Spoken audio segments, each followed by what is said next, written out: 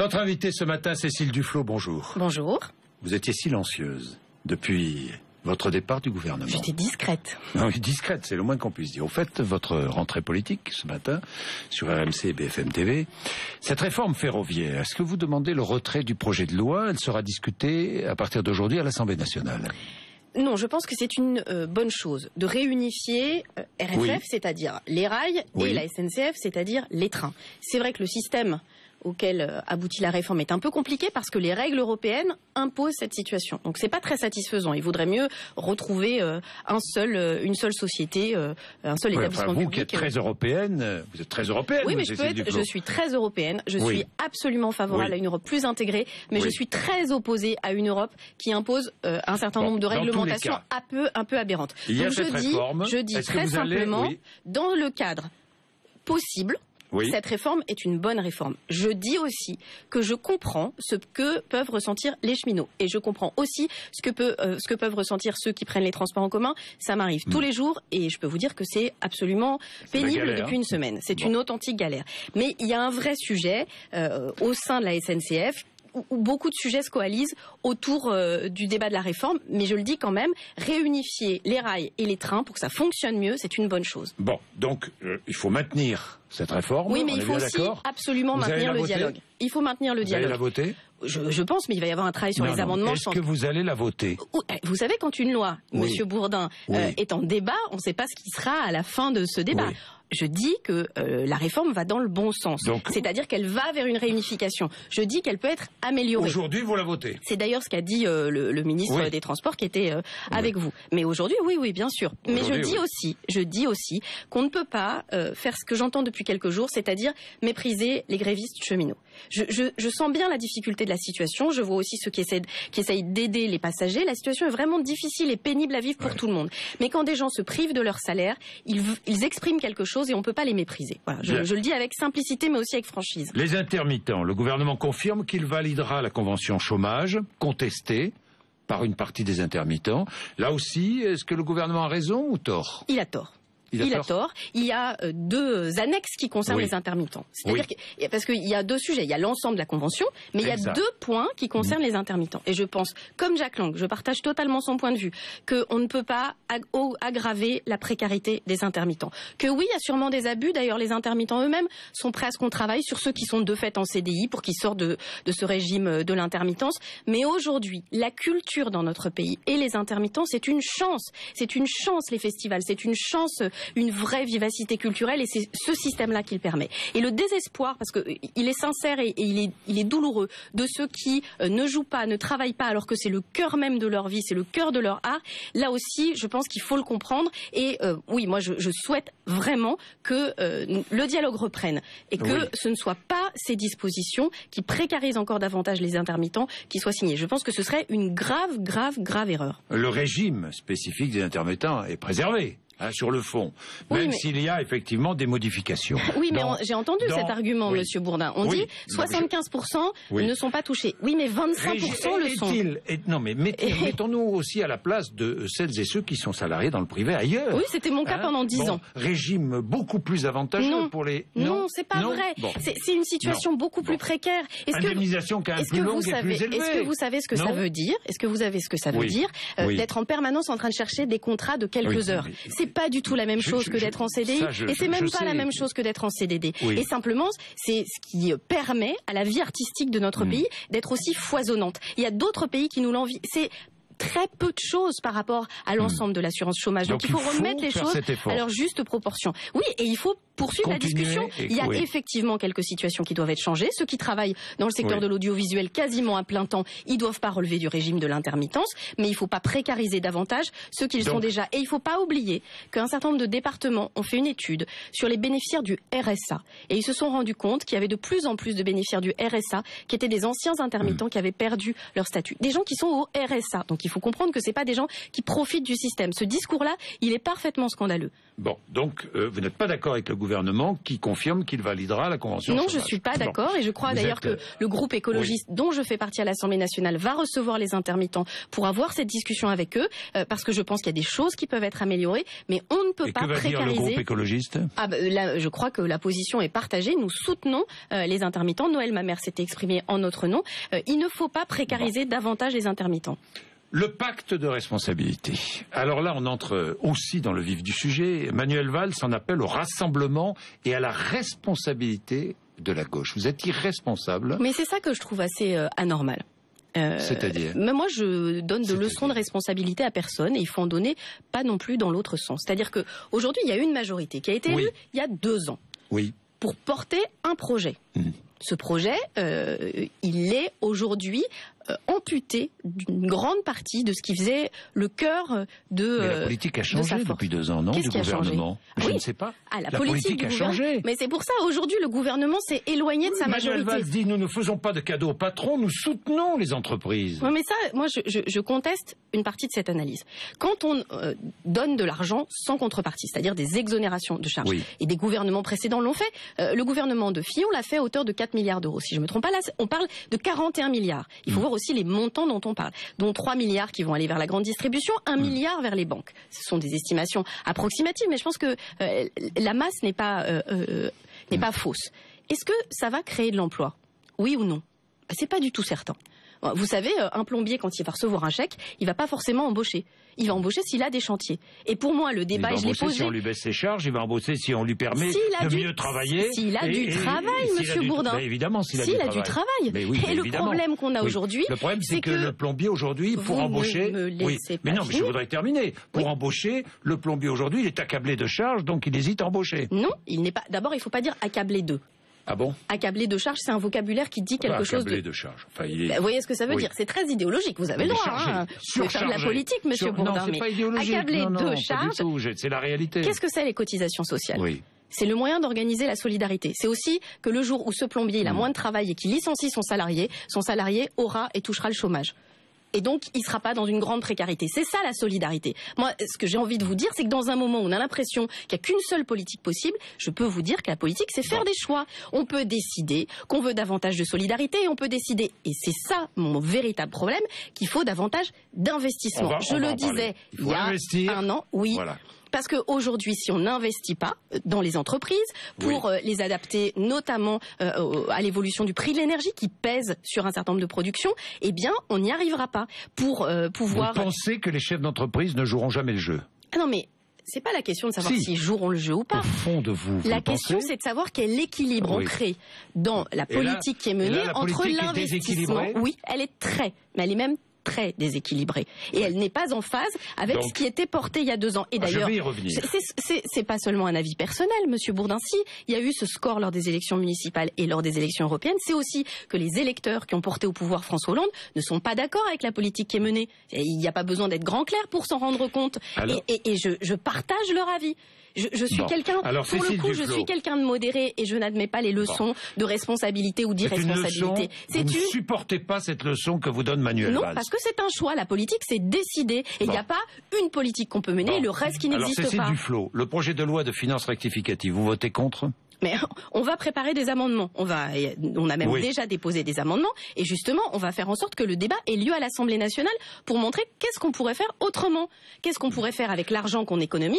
Est-ce qu'on peut, pour une partie, l'utiliser pour investir, notamment avec les collectivités locales, pour pouvoir développer des projets ? Pour voter contre, évidemment, à vous entendre. Mais non, je suis partie pour dire que moi j'ai été élue il y a 2 ans. J'ai ensuite été membre d'un gouvernement pour mener un projet politique qui est un projet partagé entre les socialistes et les écologistes. Je vais y revenir. Et je veux qu'on revienne à ce projet. C'est simple quand même. Vous avez signé un accord avec les socialistes. Oui. Il y a 2 ans. Oui. Et dans cet accord, vous promettiez de respecter les choix budgétaires. Alors cherchez bien, relisez cet accord. Si vous trouvez que dans cet accord, il est prévu de mettre 41 milliards d'exonération de cotisations sociales, vous me rappelez. Oui. C'est ça qui est inédit. La question, Monsieur Bourdin, c'est de savoir qui a changé. Je n'ai pas changé. Vous êtes dans l'opposition aujourd'hui ? Je n'ai pas. Vous êtes dans l'opposition ? Mais je suis complètement dans la majorité. Moi, je pense que si nous faisions ce que nous nous étions engagés à faire, ça irait mieux. Ça irait mieux pour la France, ça irait mieux pour la majorité. Et donc, je veux continuer à défendre cette idée qu'on peut être fidèle à cet engagement. Vous rejoignez les députés socialistes qui contestent le gouvernement, les choix du gouvernement, ou le Front de gauche qui conteste les choix du gouvernement ? Je suis en convergence avec beaucoup des amendements proposés par des députés socialistes qui disent on peut faire autrement. Et c'est ça le sujet. Vous allez vous retrouver, vous réunir ?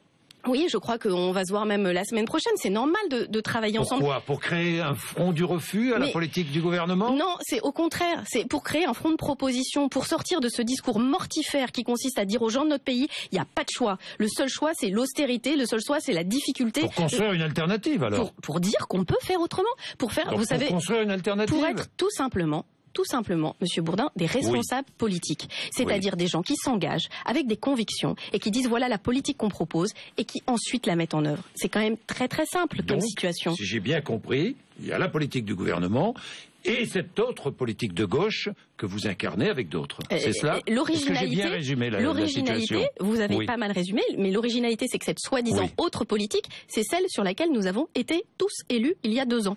C'est-à-dire que vous êtes trompé, vous avez été trompé. Non, c'est-à-dire que le gouvernement... C'est-à-dire que vous avez été trompé par François Hollande. C'est-à-dire que le gouvernement ne fait pas la politique qu'il s'est engagé à faire. Vous avez été trompé. Ça vous surprend pas, enfin c'est une réalité. Non mais je vous pose la question. Et je vais vous dire ce qui est très désagréable. Vous avez été trahi par le président de la République. Mais moi je fais attention parce que dans la période, il y a beaucoup de gens qui utilisent des grands mots, que la gauche pourrait mourir, etc.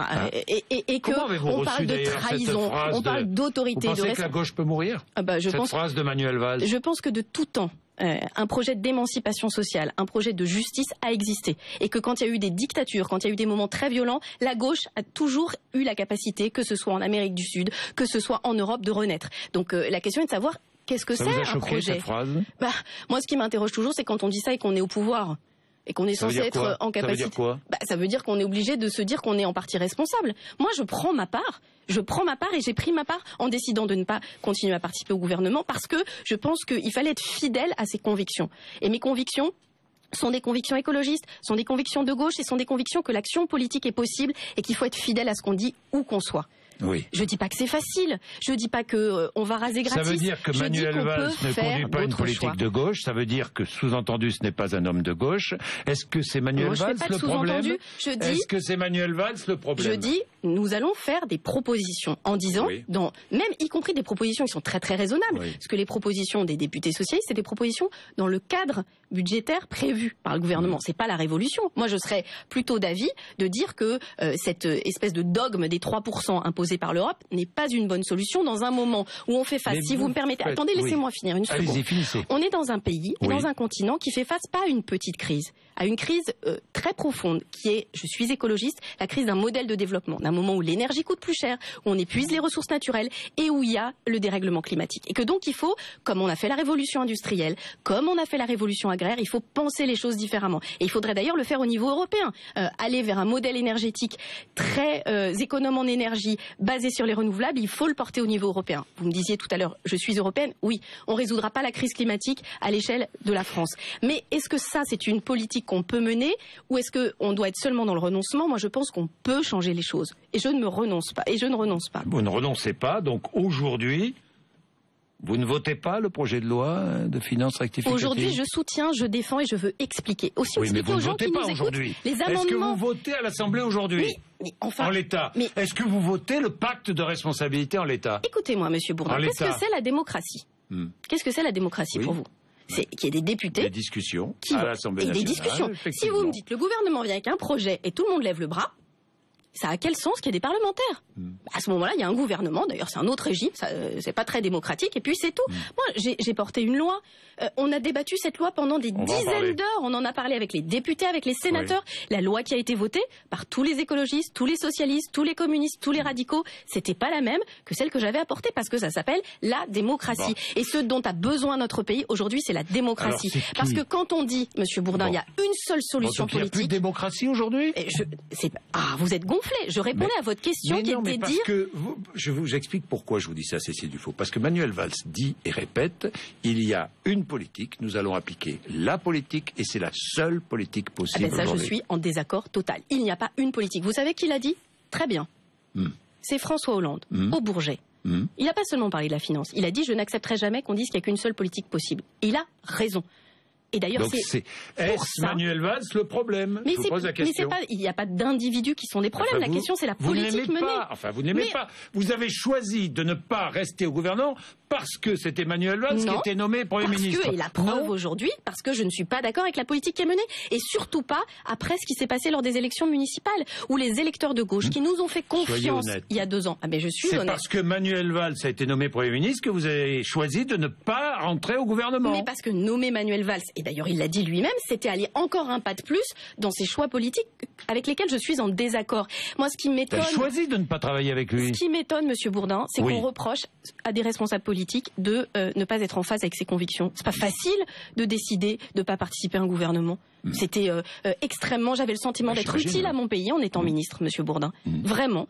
Et donc, mais en revanche... Vous l'avez dit à François Hollande? Mais bien sûr, il le sait. C'était la raison de votre choix. Mais que je veux être fidèle à mes convictions.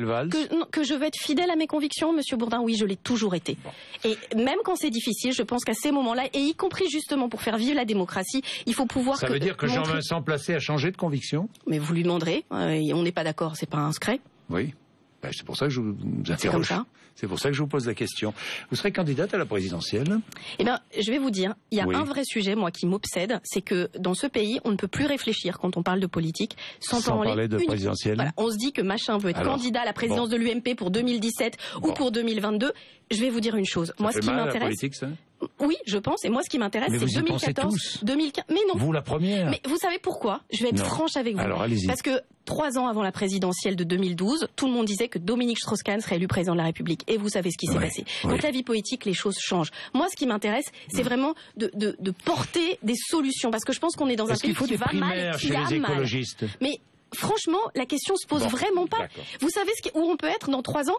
On a vécu cet hiver. Vous savez, vous m'avez entendu, ça fait longtemps que vous m'invitez parler de la question du dérèglement climatique. Ça faisait sourire tout le monde. Il y avait des gens comme Monsieur Allègre qui expliquaient que c'était pas vrai. Demandez aux habitants de la côte landaise, demandez aux Bretons s'ils vivent pas déjà les conséquences du dérèglement climatique. Et donc, moi, je mesure l'importance d'agir. Et c'est ça qui m'intéresse. C'est ça qui m'intéresse dans la politique. Tiens, justement, l'écotaxe, enfin, on peut plus appeler ça une écotaxe, ce sera une contribution climat, une contribution aux infrastructures. Je dis simplement qu'il faut faire en sorte que les marchandises... Quelle est votre position là aujourd'hui? Je pense que c'est une bonne décision. Vous savez, ça avait été voté par la gauche et par la droite, porté par la droite à l'époque du Grenelle.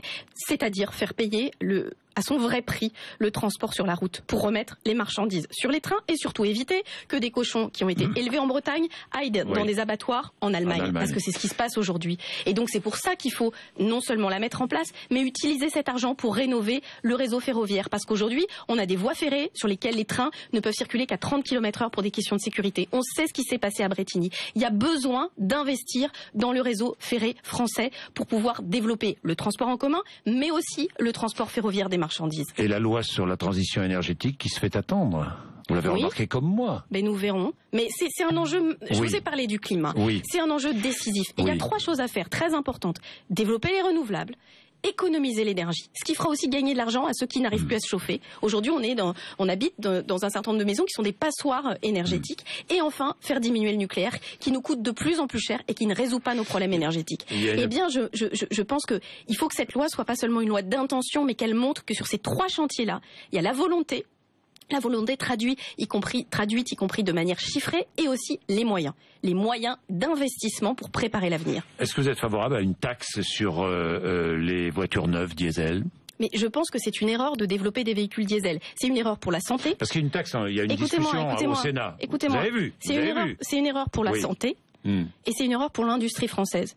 On a artificiellement, c'est intéressant de voir les dirigeants politiques. Alors, en France, Monsieur Bourdin, on a poussé certaines entreprises, dont PSA, à faire des véhicules diesel. Mais alors comment faire ? Attendez, laissez-moi finir, avec un avantage comparatif, c'est-à-dire une exonération du gasoil, qui a fait qu'on a des voitures qu'on n'arrive plus à exporter. Parce que dans beaucoup de pays, on arrête d'importer des véhicules diesel. Donc il faut faire en sorte qu'on ne produise plus ces véhicules, mais qu'on en produise d'autres, beaucoup plus économes. Comment fait-on faire en sorte C'est ça le vrai sujet. Le vrai sujet, quand on parle de politique, c'est de dire qu'il faut réorienter une grande partie de notre activité industrielle, pas revenir aux années 70.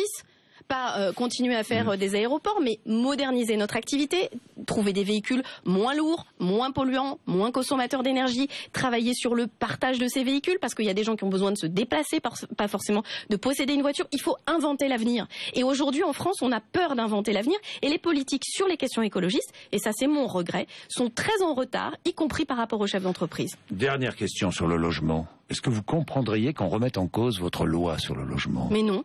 Mais non, parce que moi je connais les gens qui habitent dans ce pays. Pour une grande part d'entre eux, ils ont de plus en plus de difficultés à se loger. Les loyers ont augmenté dans un certain nombre d'endroits de 40% en 10 ans. Pas les salaires, pas les salaires. Parce que les honoraires, les frais d'agence, eux aussi, se sont alignés sur les loyers, que donc on est dans une situation où un bien donc l'encadrement des loyers, il faut absolument maintenir ? Bien sûr, mais c'est utile à tout le monde. C'est utile à tout le monde. La bulle immobilière, elle est bonne pour personne. Et le logement, c'est un bien de première nécessité. On n'a plus assez de poils pour vivre dans des cavernes, Monsieur Bourdin. On a besoin d'un toit sur la tête. C'est un élément de base. Donc il faut qu'on puisse se loger. Donc il faut qu'on fasse baisser le prix du logement pour l'ensemble des habitants de ce pays. Et je le dis, tous les propriétaires d'ailleurs qui louent convenablement leur logement, ils sont pas visés par cette loi. C'est une loi contre les abus. C'est une loi contre ceux qui ont profité de la misère. On ne construit pas en France. Oui, ça c'est un autre sujet. Oui. Et c'est un sujet très important. Et pour construire, il y a 3 choses importantes à faire. De l'investissement public. Au début de l'année 2013, il y avait 70 000 logements sociaux qui étaient prévus. On a mobilisé beaucoup de financements. On est passé à la fin de l'année 2013, peu de temps avant que je m'en aille, à 130 000 logements sociaux. Pour vous donner un ordre d'idée aussi, un logement construit, c'est 2 emplois. Vous voyez l'effet que ça a sur l'amélioration de la situation et sur l'emploi. Deuxième sujet, il faut de l'investissement public des collectivités locales. Si vous voulez construire un quartier, il faut construire une école. Donc quand les mairies, quand les intercommunalités n'ont plus les moyens de construire une école, elles n'ouvrent pas de quartier à la construction. Et il faut dire cette réalité. Troisième chose, il faut que les ménages, les familles puissent elles aussi investir. Pourquoi ? Pas pour louer. 50% de la construction neuve, c'est l'acquisition. Et aujourd'hui, les gens ont peur de l'avenir. Ils n'ont pas les moyens. Ils ont pas les moyens. Ils sont au chômage partiel. Les banques sont de plus en plus difficiles. Donc il faut soutenir l'investissement. C'est ça, préparer l'avenir. Et c'est ça la responsabilité des politiques. Merci Cécile Duflot. 8h57.